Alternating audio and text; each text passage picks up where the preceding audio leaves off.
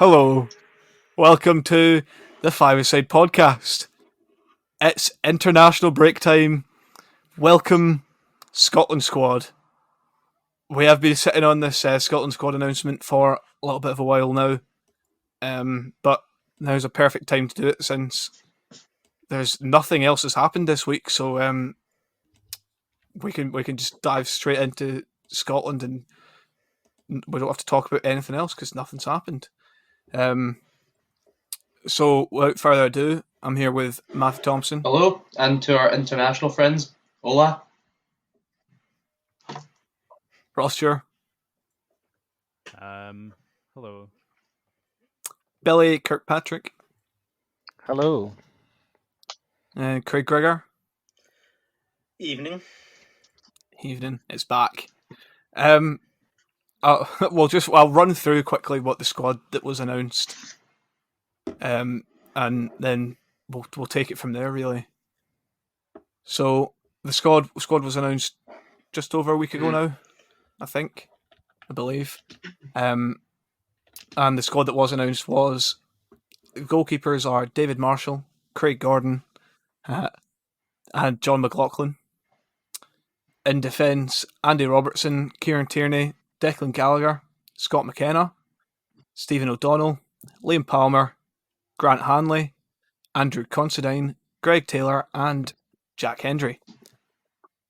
In midfield, John McGinn, Callum McGregor, Ryan Christie, Scott McTominay, Ryan Jack, now removed, Kenny McLean, Stuart Armstrong, and John Fleck. And forwards, the big story, Lyndon Dykes, Ollie McBurney, Ryan Fraser, Kevin Nisbet, and Che Adams. Welcome to the squad. Finally. Only one withdrawal from the squad so far, as mentioned, and that is Ryan Jack. He's out through injury. I don't think that's much of a surprise, to be honest. No. I was more surprised that he was called up in the first place, to be honest.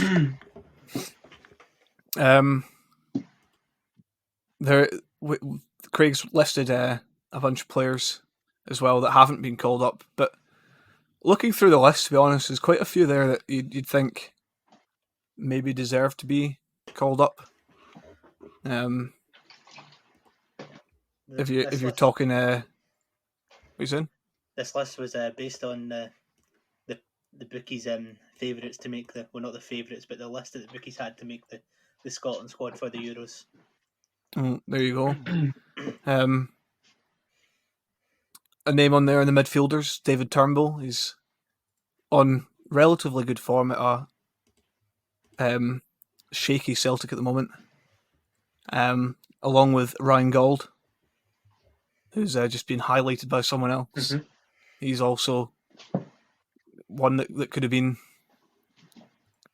called up but hasn't. I'm sure there's thinking behind that and why Steve Clarke hasn't called up these players.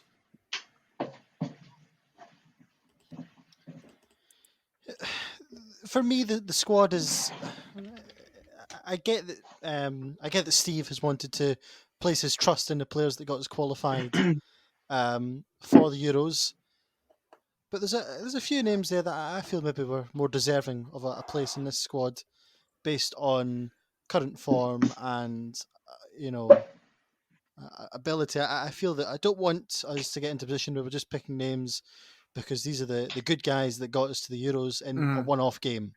Well, that prime example of that is Lee Griffiths. He's not in the squad. He's not played games. He's played like 12 minutes or something since the last Scotland international break, and rightfully so, didn't get called up. The one that stands out for me is Kevin Nisbet over Shankland, whereas it seemed like coming at the last international break, you could argue that Nisbet was in better form, but now Shankland's in better form than Nisbet, and Nisbet's the one that get called up. It's a strange one. I feel like this international window, like whatever you want to call it, is there's a few names in there that are definitely like, let's see how they gel with the squad. Let's have a look at them when they're playing. The rest are fairly standard picks, to be honest. I'm excited to see what Jack Hendry can do. He's been away on loan in Belgium. He seems to be talking fairly confidently. Certainly more confidently than he was like a couple of years ago now. About his place playing, and I think he's an interesting one that certainly will be good to see him get at least a game out of these 3 games. I think he's deserving. As a big follower of the Belgian league, Ostende have, really put in some, decent performances, and Jack has been a staple of the defence within that. And, if you look at the other centre halves that have been called up, Declan Gallagher, he's only there because he's had a few good games internationally, but his club form's been horrendous for Motherwell. They're conceding his goals team left, right, conceded a and lot of centre. goals. To be fair, you know- are looking at other centre halves, and what I think I think quite honest. I think Jack Hendry probably, barring an absolute disaster, if he starts tomorrow, barring an absolute shambolic disaster, he should start all 3 games. Yeah, I think I'd actually potentially agree with you on that. Looking at the list of centre halves that are there, unless tomorrow night he has an absolute shit show of a game, then fair enough, I'll accept that. But if he plays, relatively well, why not start him all 3 games? He's clearly shown that he's got that self belief there. And that's the kind of players you want in the team. People that have got faith in their own ability to play well. Yeah, 100%. I think, especially with some of these guys who are a wee bit on the younger side, I think it's a good time to get them in. I know Billy Gilmore's not been mentioned, but he's one that was, and David Turnbull included, are both very close, I would say, to getting so all up. the Jack Hendry thing. Just looking through some Ostend previous fixtures, they do seem to favour a back 3/5, which is no coincidence that that's what Steve Clarke's been playing for Scotland recently. So it would be used to playing in that sort of that back 3 system. It's just where he slots in and gels with other players in that. The one thing I'd say about Jack formation. Hendry is he seems to be, from what I remember him at Celtic anyway, and in his previous Scotland games, I can't say I've watched him in Belgium. He seemed to be like more of a ball playing centre half, which is what McTominay was doing in that position. So it's one of those ones as he's been brought in, which will allow McTominay to push into the midfield, where it's obviously his strongest position.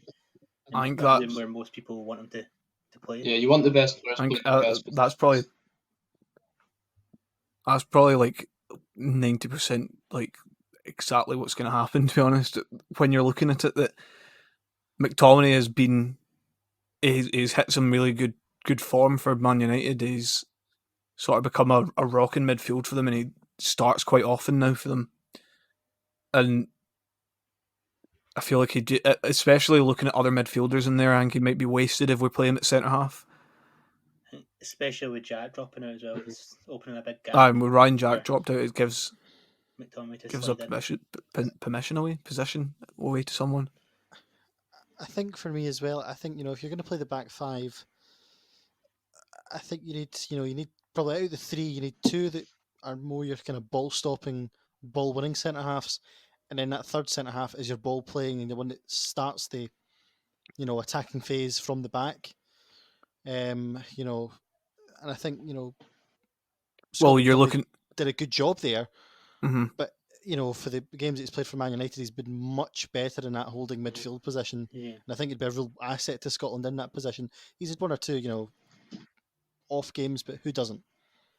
I think the real question is, to be honest, the right back position or right wing back position. Like it's really quite open, and he's called up the same 2 right backs as before, and I think it's 6.5 a dozen who you're picking. I mean, I know he said in his press conference that Nathan Patterson will have his chance, but why wasn't he called up? I'm sorry, I cannot for the life of me understand how he's not in that squad at the right back position. Especially I can't. one of the games we've got is against all fair play, and every game at this level is you don't get too many easy games when you're in Scotland's position. But one game is against Faroe Islands. It should be a walkover for Scotland. Players like David Turnbull and Nathan Patterson, they should have been given a chance in this because he had the opportunity to have a bigger squad for this these run of games. I was thinking that we could have had a bigger squad. We could have called up the likes of Nathan Patterson, David Turnbull, Ryan Gold, Stephen Welsh. Even I know he's not exactly played loads, but recently he's been a mainstay in that Celtic team, and he'll be due a call up very soon as well, I think. Is there anyone actually that genuinely believes that Stephen O'Donnell is currently in better form than Nathan Patterson? No, I don't. Genuinely don't think. Stephen O'Donnell's is no. I'm at a complete loss. I'm genuinely at a complete loss. I think the only issue is Steve Clarke's got his. I don't want to say his pals, but he's got his players that he likes and he trusts, and of course he's going to call them up first over someone else, and maybe he's just not quite sure on Patterson given his age, but I don't think that's an excuse. Yeah, I think that's probably his reasoning. Obviously, Steve managing Kilmarnock spent a lot of time with O'Donnell. Not to say that, like he said about being pals or whatever, but I think that will play quite a large part in knowing what he's like as a person and what he's like, where he doesn't know much about Nathan Patterson. But it does baffle me how he can't get in the team when he's quite clearly as good, if not better. I would have been quite interested to try one of the two world class left backs we have at right back again. I know neither of them really particularly want to be pushed over to right back, but it's two players that have to be, well, they don't have to be in your team, but when you've got two quality players like that, you want to try and get them in the same team, and where it's playing one at centre half and one at left back, or trying to see if one can fit in at right back. It's just. Well, I have just noticed that in that squad there is technically 3 left backs, so I'm imagining Kieran Tierney's been called up as a centre half. Yeah, for this. Seems that way. I've also just completely I know I read out the squad, but I've actually just noticed that Grant Hanley's there. It's a name that I've not seen mentioned in an awful long time for a good reason. Scotland. Yeah, well, I think that's very harsh. He is playing consistently in a decent Norwich side who are currently sitting top of the Championship. I think he's well worth his call up at the moment. I think he's another one that brings leadership into the squad as well, because I believe he is the Norwich captain, which having multiple captains in the squad does help. And he has brought with him the Mayor of Norwich, Kenny McLean, so that's good. If we come away from defenders and look at the goalkeepers, 3 goalkeepers in relatively advanced age. That we are. I'm just going to say we're an age inside in general, but there's some young players in there. But it's just I don't see what other goalkeeper could have got called up. To be fair, although McLaughlin's not played much at all this season, when he has filled in for McGregor, he has performed. He's had 10 clean sheets in 11 games he's played for Rangers. I think I don't know. I'd maybe have been inclined to take Robbie McCrory again. I know he's been in and out of that Livingston team, but he's young, and I feel like that's definitely an experience that would be highly valued. Yeah, I've got by him. Especially because I can't see us rotating the goalkeepers much. I feel like David Marshall has that position. Maybe for the Faroe Islands game. Yeah, maybe. Yeah, I agree. I would potentially taking someone younger and giving them a little bit of a run out in the Faroe Islands game, just to try and get new folk coming through into the squad in some capacity. Yeah, I've got to agree with both of you. I don't understand why we have to have 3 goalies who are all 3 pensioners. Well, extremely experienced, and obviously, I understand having one or two. Can I just say that goalie getting injured is quite slim? Quite slim. Yeah, well, the 3 goalkeepers make sense. That's generally what happens, to be honest. But if we're talking about their clubs, I'm sure Hearts will be quite disappointed that they didn't have Craig Gordon last night. He might have been a difference maker for them, and he's away on international duty, and he's not going to play a game. I actually take the opposite opinion. I actually think the goalkeepers are the right 3 to be called up. For me, the reasoning behind this is that, if you take, for instance, Alan McGregor at Rangers this season, and the experience and the leadership. He's retired. I know he's no. I'm not talking about the Scotland squad, but just him in general for Rangers this season. He's been an experienced figure, someone that's motivated the team, someone that's a leader and can, knows what it's like to win games. I think having 3 experienced goalkeepers is not necessarily a bad thing. Yeah, you could maybe have argued one of the younger keepers in, but if you look at the names on the list, Scott Bain, too inconsistent at Celtic, Xander Clark playing with St Johnstone, probably in the very, very far few fringes of the squad. Robin McCrory been in and out the Livingston team like a yo-yo, and when he's been in the team, his performances again have been very inconsistent. And Liam Kelly, who's been at Motherwell and have been conceding goals for fun. So, True. No, none of those 4 for me. You look at the 3, you've got Craig Gordon, been there, done that, wore the T-shirt, very experienced figure, a motivational guy to be around, a leader. David Marshall, national hero, so you can't say no to him. And John McLaughlin, another experienced dab hand that has been in that mentality of winning game after game with Rangers, albeit on the bench, but the games he has played, he's played well and kept clean sheets. So I really can't. For me, I can't see any other option than the 3 there. The only one it's the thing. Like John McLaughlin's really not played much at all recently. When you actually look at it, yeah, he got quite a spell at the start of the season, but kind of since then he's really not been in anything. Craig Gordon's in a Hearts side with some very fluctuating form in terms of conceding goals, and personally, I just wish Alan McGregor would come out of retirement. I just don't see that at all. Bring him out of retirement because he is 39. He is the best keeper we have. I think there's not even a question about that. But he's done with international football. Yeah, it wouldn't be worth his time either. Like I guess the idea he gets a good break. Yeah, but the idea of playing a sort of that major tournament, I understand that at 39 playing all through your summer as well probably isn't that appealing, but surely the idea of going to a major tournament with Scotland has to be tempting. It would be. I think it would tempt me if I were in that boat when I knew I could.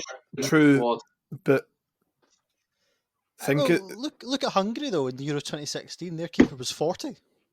But my point now with that is that, do you not think that would be outrageous, like for someone to be dropped for the Euros and bring in Alan McGregor? Not when he's the best keeper in the country by a country mile. No. I feel like David Marshall would feel quite hard done by. You'd be raging if you're the goalkeeper.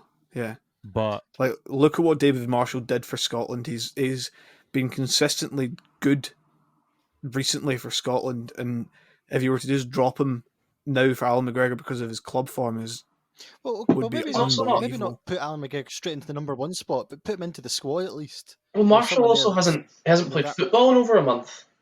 I'm pretty sure. Is he not? No, he's been out injured. No, he was on the bench last 2 games. He was out injured for like a few weeks. I remember seeing that when they were talking about the squad possibly getting called up. So true, but having concerns over that would be pretty reasonable. And I'm not saying that we should drop David Marshall. When Billy says Alan McGregor just in the squad for that experience, I mean, then you're choosing one of these 3 very experienced goalkeepers to drop for another experienced goalkeeper. It's dropping experience for experience. It really doesn't make much sense to me. Alan McGregor's probably got more experience than especially John McLaughlin combined, perhaps. Yeah, maybe not like Craig Gordon, but he probably has had more. Well, I think they're sort of over 85 European games for Rangers. Yeah, UEFA Cup final. Irregardless, though, it's a hypothetical point. It's just a hypothetical point I was making. Yeah, no, that's fine. The one thing I say as well is, I'm not a manager. I don't really understand the things. But if you've got the 23-man squad for the Euros, I don't understand why we have to have 3 goalkeepers in it. It's the. Is that not a training thing?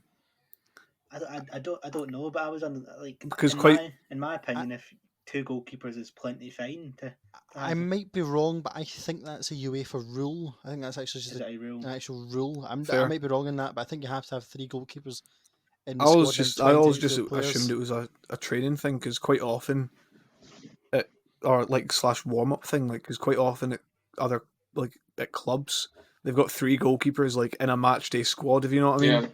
and they all warm up together, and because obviously like the goalkeeping coach like takes the starting goalkeeper and then the other 2 sort of warm up together. So I'd say it's quite rare for a club at club level to have 3 goalkeepers in a match. it depends what club level you're talking about. You watch Ayr, Craig. Yeah, at Celtic games you'll have. Ayr struggle to get 1 goalkeeper.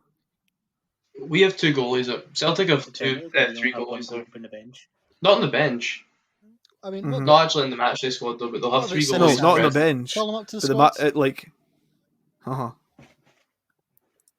What are you saying? Sorry, Right. Sorry. What about Sinisalo? Call him up to the squad. Nice. Fine. Is he Scottish? No, he's only 21. Oh, fuck off. Yeah, we're just gonna ignore that. Christ, you are so dense, Matt. Right, wait.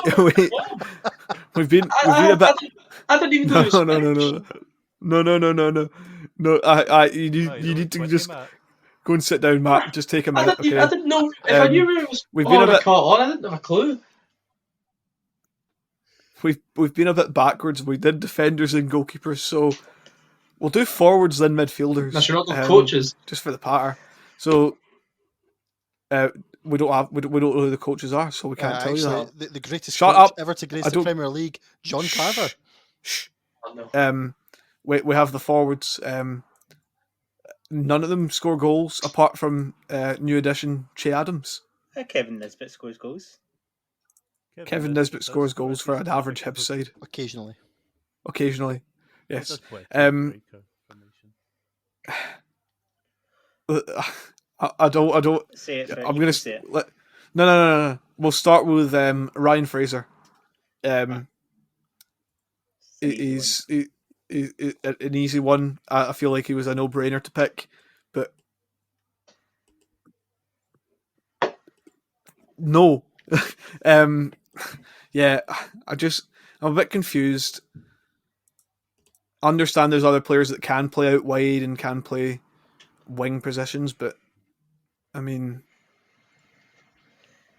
to only have Ryan Fraser that's like an out-and-out winger is really he's weird. Been playing central sometimes for Newcastle, and in the previous Scotland game they played before he got injured, he was playing central as well, like in behind the strikers or as a small man in the front too.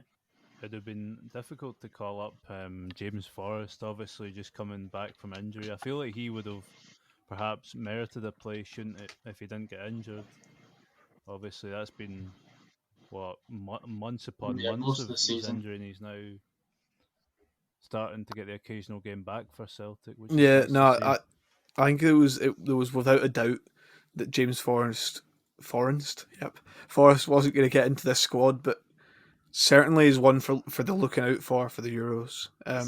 Especially if it is going to be a 5 at the back, he has had experience playing that right wing back position, and he brings a more attacking threat in that right wing back position than what you get in O'Donnell and Palmer. Mm-hmm. Yeah, it's just like at the Euros, it's like, do you want to be playing someone that's quite attack minded in that position? I know James Forrest is actually quite good for chasing back and covering for his right back, so I don't know, it could be an interesting question. It does have no neck belly, thank you. Yeah, the actual strikers in the squad, Lyndon Dykes, who's been he's been good for Scotland, but Doesn't score goals. off form for QPR. I think the last time I seen a stat on it, it was like he hadn't scored since November or something ridiculous for QPR. But I feel So like unless he's scored since I've seen that stat, then he has. He scored at the weekend, I think. well, there we go. There you go. I feel like Kevin Nisbet. I feel like he was worth his call up. Like Craig mentioned, maybe it's a bit reversed with Shanklin getting a call up before and Nisbet not, and now Nisbet getting a call up now when maybe you'd think it would be the other way around. But who knows? Who knows what the thinking was? Che Adams. I mean, Steve Clark's been a busy boy with that one.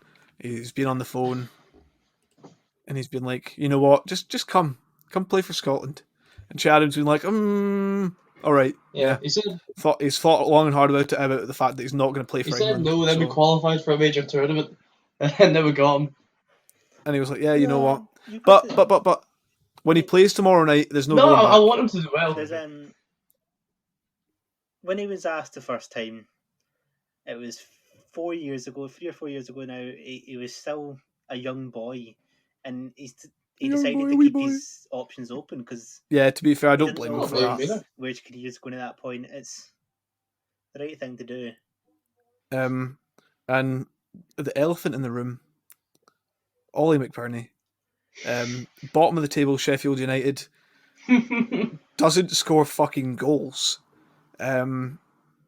Stop calling him up. The one thing I don't understand is Lyndon Dykes also does not score goals. No. I've already mentioned that about Lyndon Dykes. He scored at the weekend. Lyndon Dykes is I'm saying that Ollie McBurney, Scotland top. It is my whole thing. Ollie McBurney is not done anything in Scotland top apart from be a big lanky dick. The one thing I don't understand is Ollie McBurney and Lyndon Dykes. They're two very similar players. They're both the big men that you could. Yeah. So cool.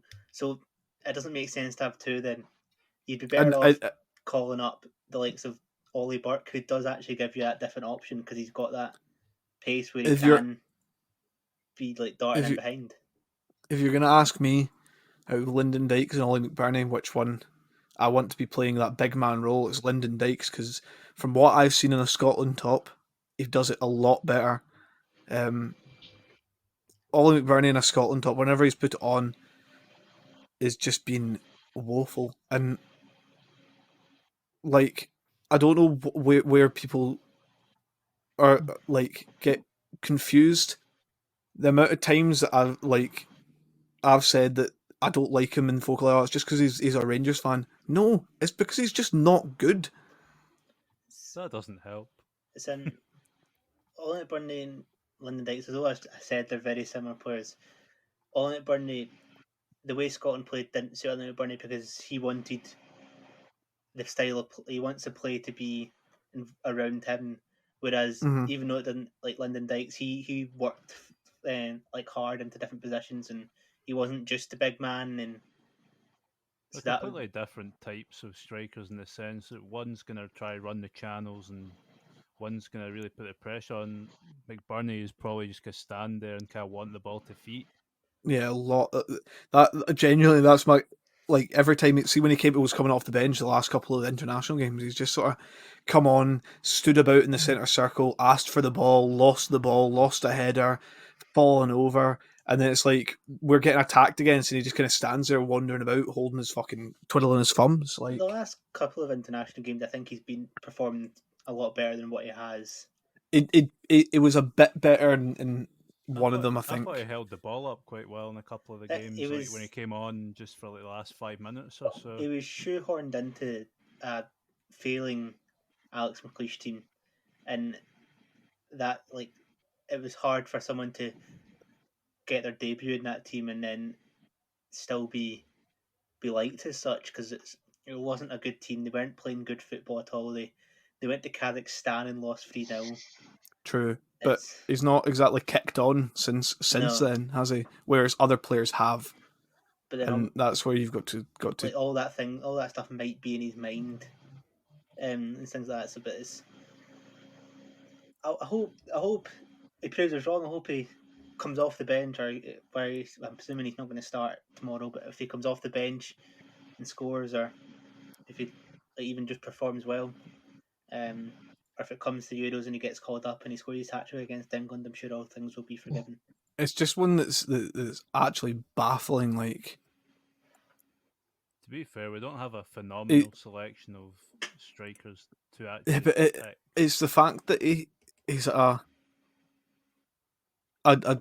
club team that are absolutely woeful. Like, no one could get them going at the moment, and yeah, but you gotta look at it. It's still the Premier League. It's still the best league in the world he's playing in. Well, you say he's playing in, but he's done absolutely sweet fuck all this season. Yeah, but you can't blame one guy's performance. No, I'm not. I'm not blaming him. I'm just saying that if he's not performing at club level, like, look, they've still scored some goals this season. So, going on the fact that he's not playing for a very good team, that are not in good form at all this season, we can move into the midfielders where there's another player from that team. I don't understand that one either. Doesn't make sense now. John Fleck. Other than the fact he's good. No, but other than the fact he's good, where's the evidence? Because they get annihilated in the midfield every week. A guy who's scored one goal. I said I'm picking him over Ollie McBurney. No, but out of those two, I also did say that Lyndon Dykes hasn't been very good, and it is a bit of a weird one to get called up again. But I said I'd pick him over McBurney. That's what I said. Yes, but if Steve Clarke has picked guys who aren't playing well at club level, I don't think there's a problem with him picking John Fleck. He's a guy who's experienced enough at a top level that he's probably could merit a pick.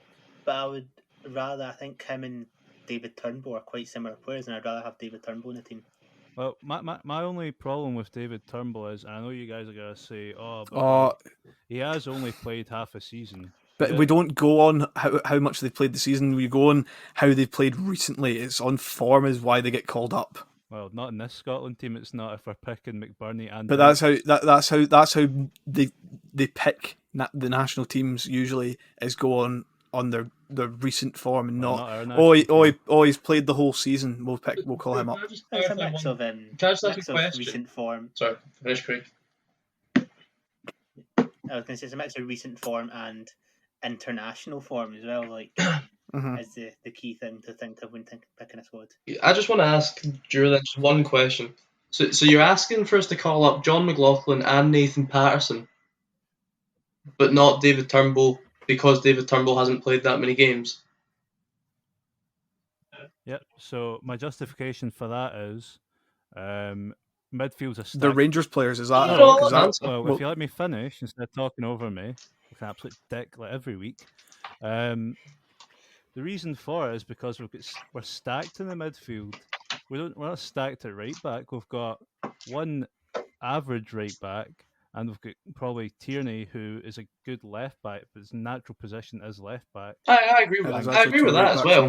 I just think that if you've got someone that's been the standout player for Celtic, probably most weeks, I would say, since the start of December, over a guy like John Fleck, who. Like, fair enough, he's playing week in, week out, but he's not really making much of an impact. I feel like I'd much rather have that creative player like Turnbull with the form he's been on in the last 2 months. Yeah. That's my reason. Another point for me, is experience. Like, Turnbull has played one European game for Celtic. I think that's irrelevant. Well, if you're talking experience, Turnbull's played multiple seasons for Motherwell in the midfield, consistently played multiple seasons for Motherwell as well. Premier League. Nathan Patterson has played a few games recently for Rangers because they've had injury problems. I would He's also not played multiple seasons. So if you're talking experience, I would also have taken Nathan Patterson. Oh no, so would I.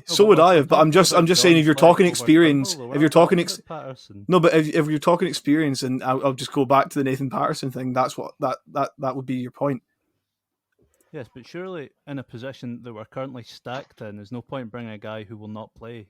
But we're talking about over someone, so bring him in over John Fleck instead of John Fleck. Fleck will probably not play. I think we've got 3 He'll games. be on the bench. I think John I Fleck. think we've got play. 3 games. I think he will play. Yeah. I think I would not be surprised if one of the games we start a midfield 2 of John Fleck and Kenny McLean. Mm-hmm. Yeah, maybe against the Faroe Islands. I would be Whereas personally playing a guy Kenny who's McLean played. and David Turnbull then at that point. I would rather play David Turnbull at that point. Yes. Rather pick the guy who's played in the Premier League compared to a guy who's had half a season at Celtic. But that's just talking down Scottish football leagues. I mean, yeah, you've also got to remember before he earned his move to Celtic because of his form at Motherwell. He scored 15 goals in his breakout season at Motherwell from midfield, which is quite impressive for a young player. Yeah, quite impressive for a Motherwell player as well. In my eyes, don't get me wrong, he's extremely good, but in the midfield we've already got so many. It's just not a wasted call up, but it's. But it's not like he's doing something else. It's like players in that team. Question though. It's not like he's doing something else. We're talking about over John Fleck, which is like which would make it's a no-brainer for everyone else here apart from you. Well, it's a no-brainer for the Scotland manager as well. It seems.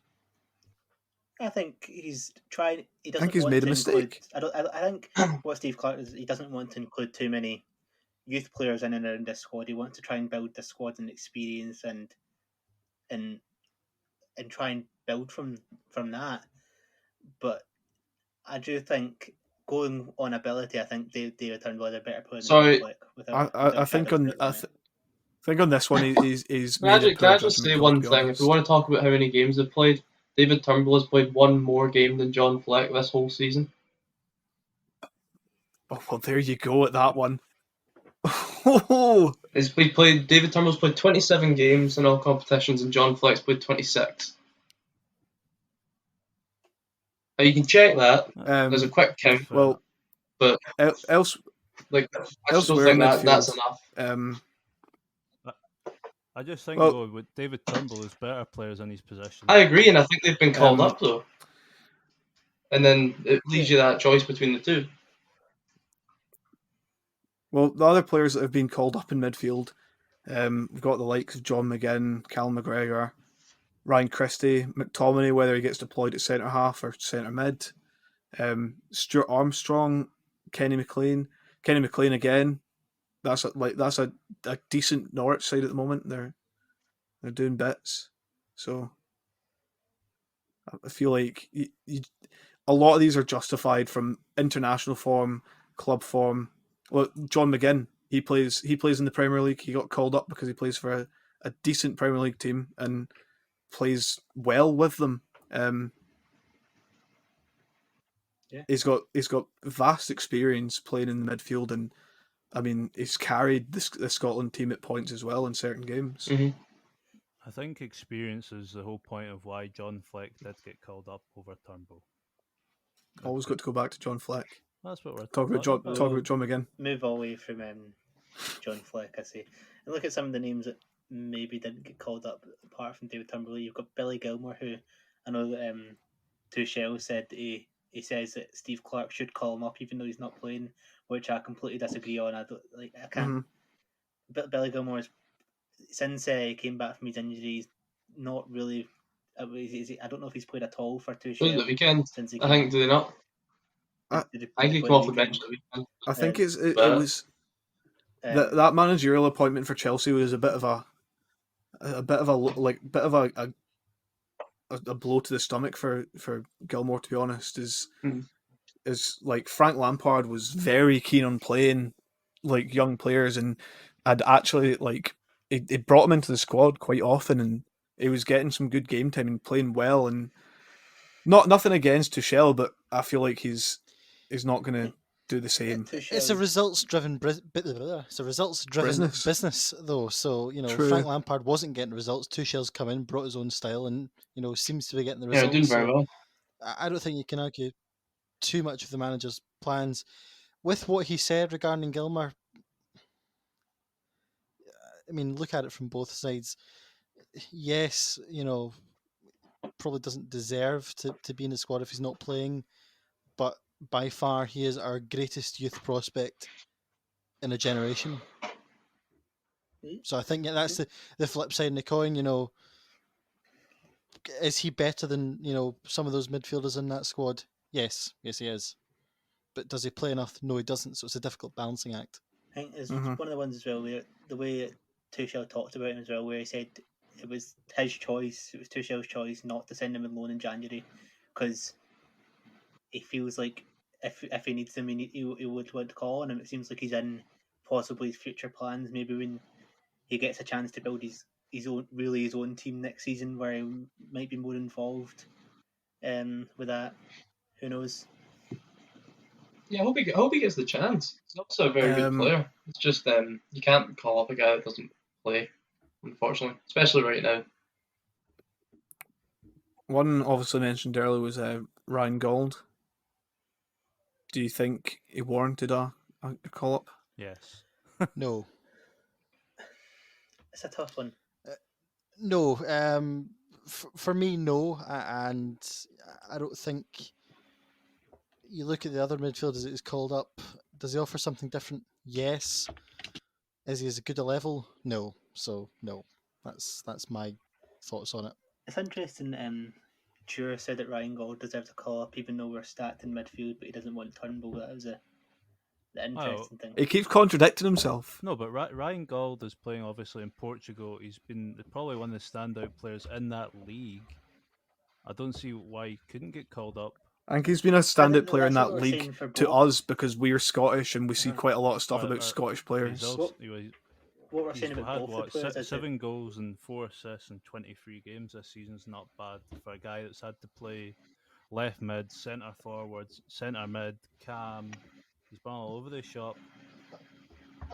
Like I know what you're saying about perhaps of playing Turnbull. It could have been 6 6.5 between him or Gold, in my opinion, who could have get called up. They're both obviously talents that we need to look at for presumably next campaign and really get all these guys involved. Well, this is the next campaign. This is tomorrow night's the start of the next campaign. So really, this would have been the time to start calling these players up. I mean, I'm going to take quite a dim view of this. If people think I'm harsh, well, so be it. Ryan's Gold time, in my opinion, has passed.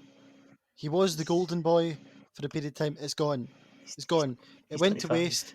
Bye-bye. 25. It doesn't matter. I don't think... You look at the players that are coming through the 21s and, the people that are on the fringes of the squad, he's not going to make it. He's done. Personally, I think... Now, he's done. Yep, I think you have to pick John Fleck over him because John Fleck plays in the Premier League and Ryan Gold doesn't. So... There's your obvious choice, and that's what's been made. Well, it certainly worked when it was Fleck over Turnbull. Exactly. I think it really is just it's a tough one for Ryan Gold, but I do think he is ever improving in Portugal, and I know that some of the bigger teams in Portugal are looking at him this season. Potentially, if he gets a bigger move in the summer, he might be able to push on and get further. Can we just take a minute? It has been 45 minutes. We have only talked about the squad, so let's move on. Let's talk about the 3 games in hand. It is Austria, the Faroe Islands, and you couldn't have wrote it, Israel. We're back again, baby. When did we last play them? It must have been ages ago. About 2 weeks ago, probably. It's been a good 5 or 6 years since we played them. We start tomorrow night, Austria. I think it's probably the hardest game out of the 3. Yeah, Austria. They were Denmark were the top seeds actually, weren't they? Austria, second seeds. Second seeds. There was talks of them not being able to play their Bundesliga players, which is they are able to play them now. They're able to come into the country, which is obviously you want every team to be able to play their best player. It's only fair. Yeah, you don't want false sort of hopefulness. But I do still feel like we have enough to better them. We can definitely challenge them 100%. They don't. They've got a few world class players in there, but I'd say so do we. We've got so. Oh, but they're both left back. I think if we're talking about the game, I think this one's a no-brainer to stick with the system we were playing before, the system we know, and play good players. So play the 5. Play the 3/5, Yeah. however it pans out. It's who you play in the positions. So I think, for me, Andy Robertson and Kieran Tierney walk straight into that defence. Yeah. Where you play him is I'm assuming it'll be Tierney at centre half. Up to you. Yeah. I imagine it'll be Tierney at centre half and Robertson at wing back. They in the system in November and October in the previous called up, they were working that system well, where when one was going forward, the other one would cut back and stay back, and then it allowed for both of them to fire down the wing and get crosses. It was almost like they were both playing left back quite a lot of the time. Yeah. I know you're bound to get that when you're playing like these easier teams, but certainly seem to work for us. Next to them in the centre of the defence, I would probably put Scott McKenna in there. Myself, anyway. I don't know about you guys. I'd probably go Scott McKenna and Jack Hendry. Yeah, Scott McKenna, Jack Hendry would be my. Jack Hendry seems to play quite a lot in the as the central midfielder, because that's the midfielder where they get the ball, they can play a pass out to the wing back or straight through the middle. So I feel like you might deploy him there because he is a ball playing centre half. I would say you want your ball playing centre halves at the left and right side of the defence. That's where McTominay was playing in that right centre back position. He was a ball playing, and Tierney as well. When he's playing in that position, he is the one who will get the ball and move it forward. I think it's tough though, because if you've got a centre half, at least you can push out. Whereas, like if you've got one in the right, he's gonna have to shift to the. I think when one pushes to the right, the defence moves over. In general, moves to like a 4 whenever. That's what I think. I think Kieran Tierney is the one that's going to run. He's going to make shifts up the pitch. Scott McKenna is just a big lump. He's your big boy. He's your big bad boy. I feel like McKenna. Jack Hendry's the pretty boy. Jack Hendry's the pretty boy, and he can play a pass reasonably well. So that your standard 3 at the back centre halves, to be honest. Yeah. Well, right back. Who are you playing? I think it's got to be O'Donnell, to be honest. Does it have to be? Although he has had some good games in the Scotland shirt. I've always preferred him over Palmer. I think Palmer's one that, for me, I'm just sick of seeing him. I'm sick of seeing them both. Like, just whenever.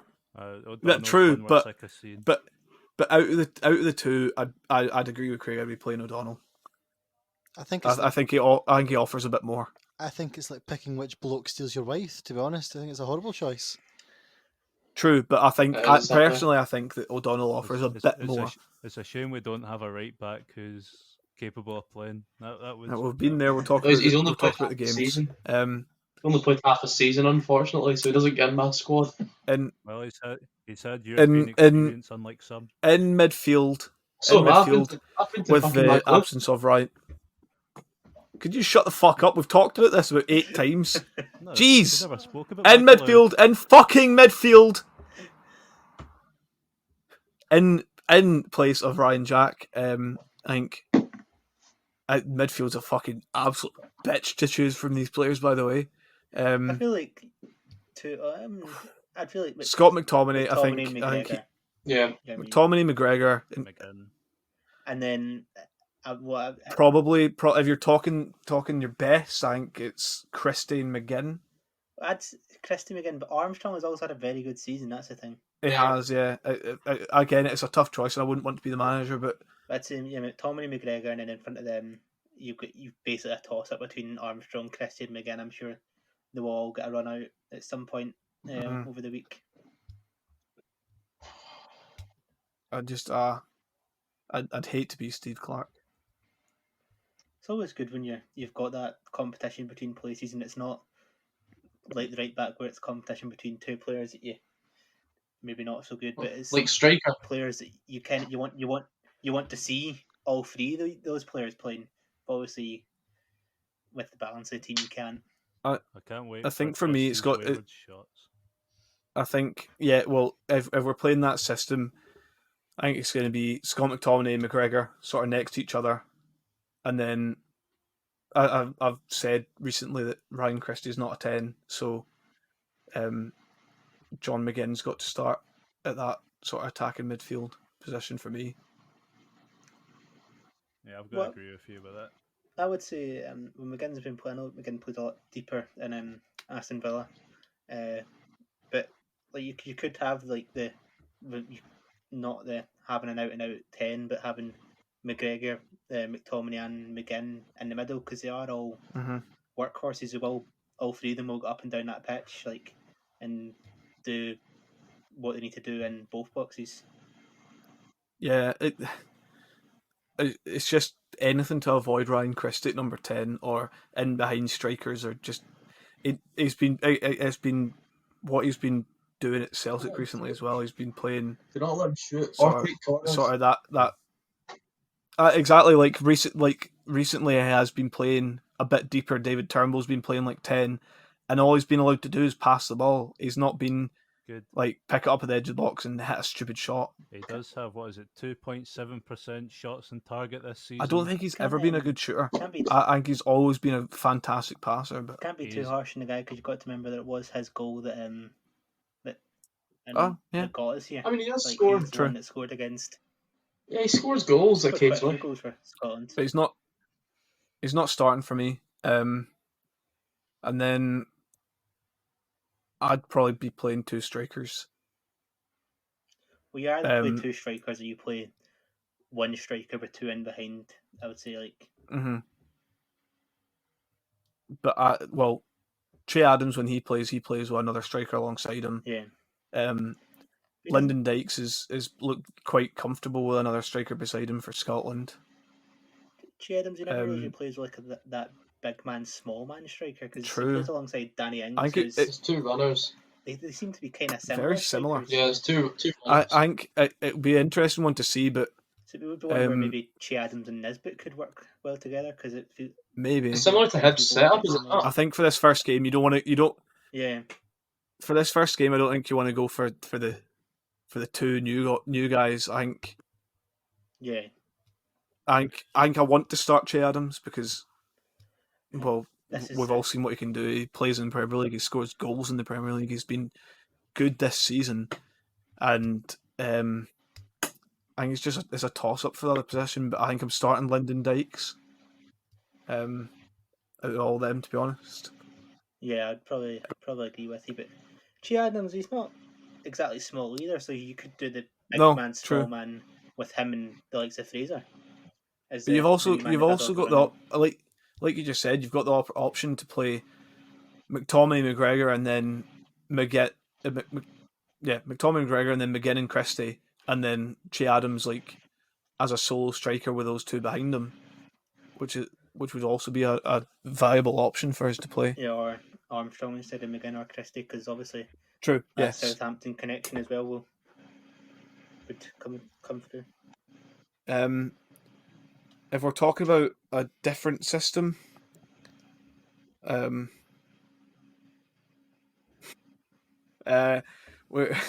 talking about a different system. A four at the back. Do you think Scotland would be suited to a four at the back formation? It's a tough one, because I don't feel like playing Tierney in a centre half and a forward back situation works. I think that's right. I think he's one of those players where it's almost impossible for him to drop. Yeah, like Matt just said, if we play a four at the back, I mean, Kieran Tierney at the right back, possibly, or maybe rest Andy Robertson. I mean, Liverpool haven't exactly been scintillating this season. Yeah, I wouldn't be surprised if he played a four at the back where Tierney got a chance to play left back, but I'd also I think he might play Greg Taylor in one of the games as well. So true. He's in there as left back, so yeah, he'd probably get that middle game. When you do have 3 games in such a short period of time, most of the time, most of the outfield players will get used at some way or another. I think the midfield's really the question if you're playing a 4 at the back, because you can't really play. Well, you could, I suppose, but the option of playing wide's not really massively there. You could play Fraser on the left and Christie on the right. Yeah, so I was going to say that in my opinion that seems to be quite a similar situation to what Rangers play in that point. Whereas they're like Christie playing out in the wing would be a similar situation to Hadji playing out in the wing, where they're probably more suited for that central role, but they can go out in the wide, and then Fraser another wing would. I wish James Tavernier was Scottish, because I think he'd do bits in that. Scotland team. Here's some news for you. He's not. I really wish Messi was Scottish. Timmy. Well, he's not. That's a fact. He's not Scottish. See if he was. But if he was, if only, if only odds on Edward wasn't French, we could have called him up. Yeah. So we spoke about that. The 3 games, Austria. Matt, what are you thinking in terms of win, lose, or draw? I think we'll draw. I'm going with the Billy Kirkpatrick 1 each. That's what I think.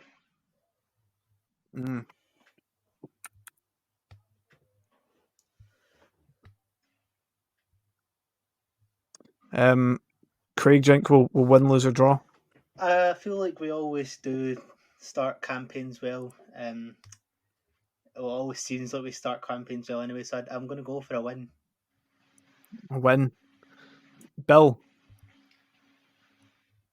I want to be optimistic, but the realist and pessimist in me is I think Austria are just too strong for us. I think we'll lose. I also am going to agree with Bill. I think they're just that step above. I'd really like to see us win, but I was talking to someone the other day who thinks that we've set up to not lose at the moment. But I think it's going to be a real tough game. I think we'll come out of it drawing, but we've got the potential to win it, just depending on how players turn up and how they play. Faroe Islands, Matt. Yeah, I think if we can't win that game, then it would be very Scotland of us to win the first game and then not win that game. But I still think that we'll have enough to beat the Faroe Islands. Yeah, I think that would be the ideal start. Yeah, I got to agree there. A win, and hopefully it's a good game to have Che Adams in for, get his first hat trick, his confidence up for future games. Get his first hat trick, double hat trick. I think this might be a unanimous win. Everyone in agreement here. I think we'll win. I don't think it'll be as a 5-6. No, I don't think so either. I think I think that's quite disrespectful to the Faroe Islands. I think out the pot 5 teams, pot 6 teams, the Faroe Islands are one of the strongest out the group of the lot. I think Scotland will, scrape a victory, 2-0. I would say. Okay, you're off your fucking rocker. Drew, are you in agreement that we'll win? I agree, Bill. Yeah, I think if we don't win, serious questions would have to be asked. Yes, exactly. Like I think we should be talking a serious scoreline here. Yeah, wins across the board there, I think. And finally, Israel. Where is the Israel game? I don't know, because Israel's not a country, it's it's going to be a difficult one to play in Israel. If anybody knows where that is, feel free to let us know. But I don't. I think it's they've stole land off a country called Palestine. I think we're turning this into some sort of political podcast. If the more times that we play Israel, I seem to get less confident that we'll beat them. So I'd take a good. Oh, that's on the Sundays. Matt's having a draw. Draw. I'm sure Craig's just going to say win again. We'll get them all. I'm swaddling between a win and a draw. But, I'm sorry between a win and a draw, but I do think we would have beat Israel the last time if our players weren't still steaming from the Serbia game, and I think they'll be going out for revenge in that most recent one, and they will come out victorious again. 3 wins, bang, Qatar World Cup, here we come, baby. Yeah, I think we'll win this one. Billy thinks we'll lose. No, I think we'll win. I think, wow.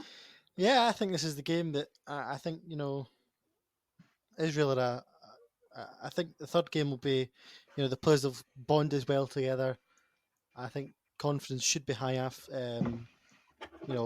Confidence should be high with the team bonding. Can we just clarify that Israel game is the second game? It is the second. I know it's the second game. I know. I almost second game. The third game will be bonded. Yeah, but the third game will be fantastic. That's why I think. But the Faroe Islands are a strong team. I think. I think we'll beat Israel. I don't think Israel we were hammered the last time we played them. I don't think they posed too many problems. They got 1 or 2. I don't think it was quite players. that extreme. No, hammered. We were hammered, as in the players were hammered. Not us as the team. Yeah, that's what I mean. I don't think it was quite that extreme that we were that drunk. But yeah, apart from Zahavi, I think I'll go Scotland win. I think Scotland will win. And 2-0, 2-1. Do you think we'll win? No, I'm not going to go win. I reckon it'll be quite cagey, and I think it'll be a 1-0 draw. Well, he's been very pessimistic. I'm very upset, very disappointed. You say pessimistic, but it's quite realistic. Still no points lost.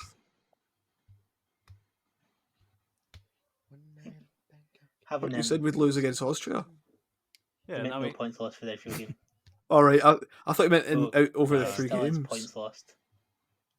I mean, Israel have gave us a decent game every game we've played against them recently. I think this time's going to be different because we've got Che Adams. Yeah, obviously.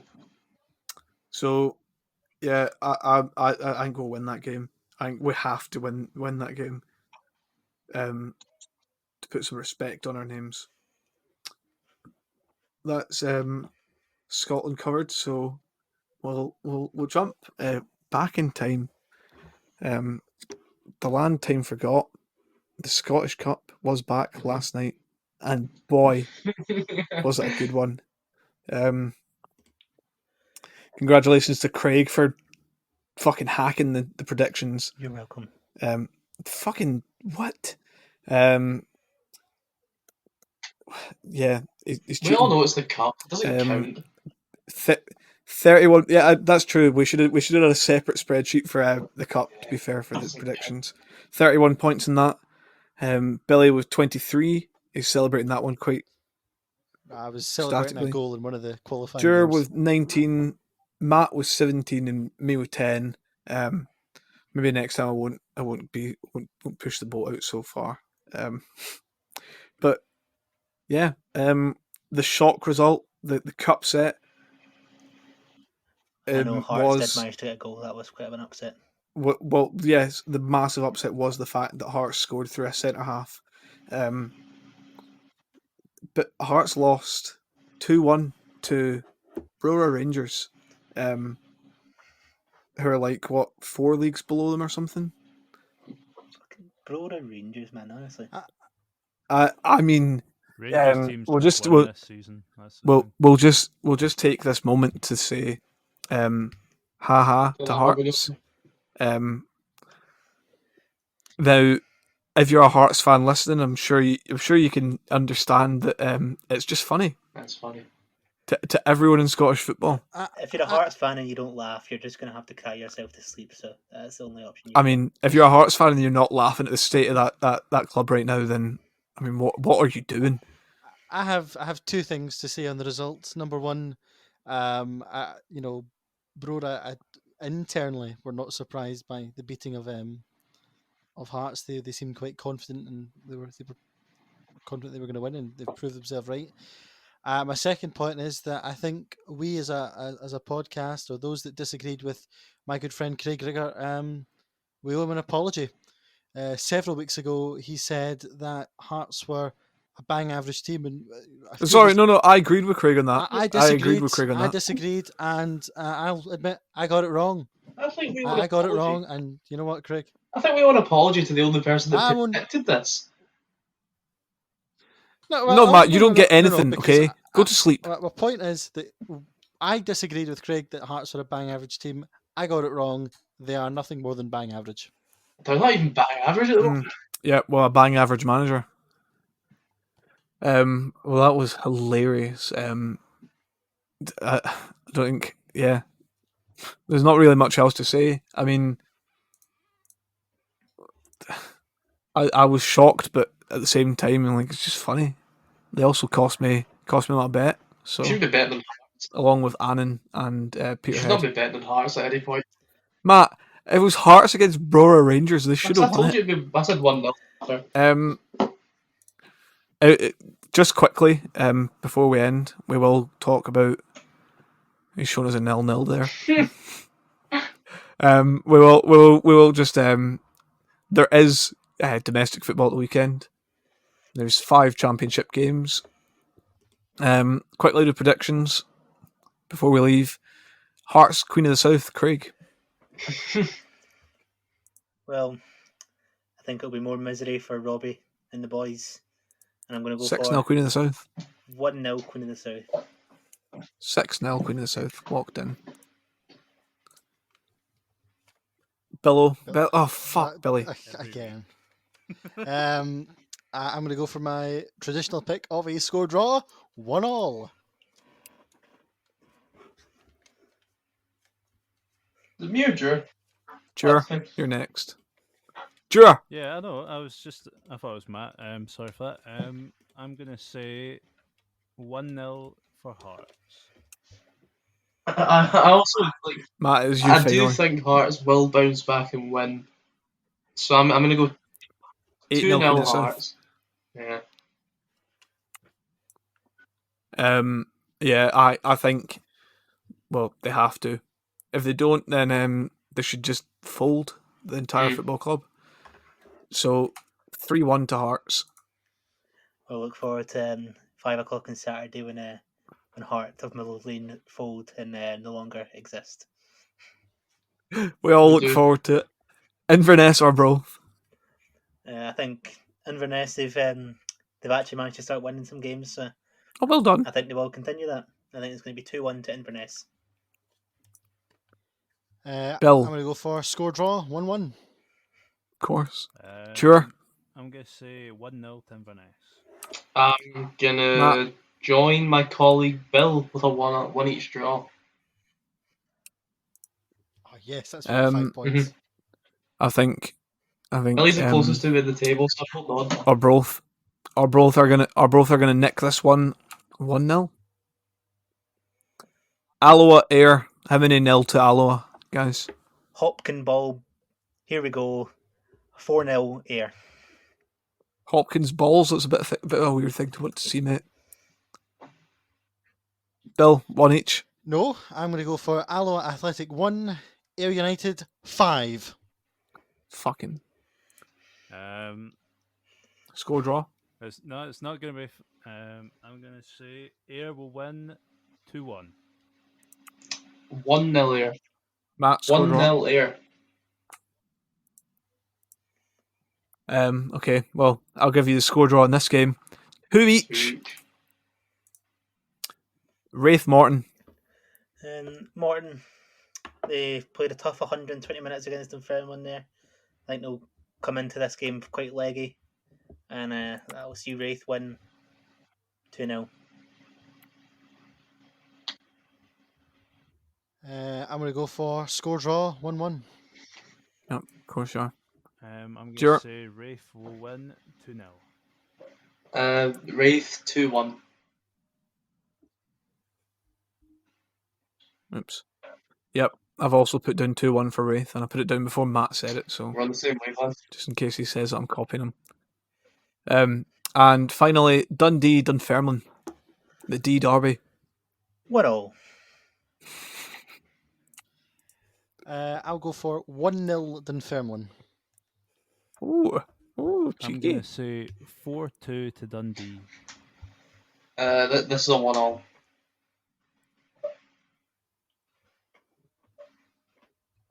And I've got 2-0 Dundee. Congratulations to Craig for predicting. I think it was Craig anyway, for predicting that Billy would just say 1-0 for all the games. You're close, buddy. You tried. Free the games. We will be back on Monday to discuss the championship fixtures at the weekend, and then again next Thursday to do a roundup of all the Scotland action. And we'll come back and we'll be 9 points down at the top of the table. Yep. So if you'd like to say your goodbye till Monday, Matt. Yep. Hope everyone enjoys the international break, and good luck, Scotland. Jer, if you'd like to say your goodbye. As always, I doubt anyone's made it this far, but if they have, thanks for listening. Billy. Bedankt voor het luisteren. Veel geluk voor Scotland morgen. Goedenacht. Thank you. Craig. It seems like Billy's been practicing that one all day to try and get that right. Yes. All I'm going to say is... Slow day at the bank. Yes, sir. I can boogie. And good night. I thought he wasn't going to say goodbye there. That's just it. We will be back. Hopefully, will be some happy faces. We'll all be looking at come next Thursday. But good luck to Scotland and stay safe, everyone. Good night. Goodbye. God bless.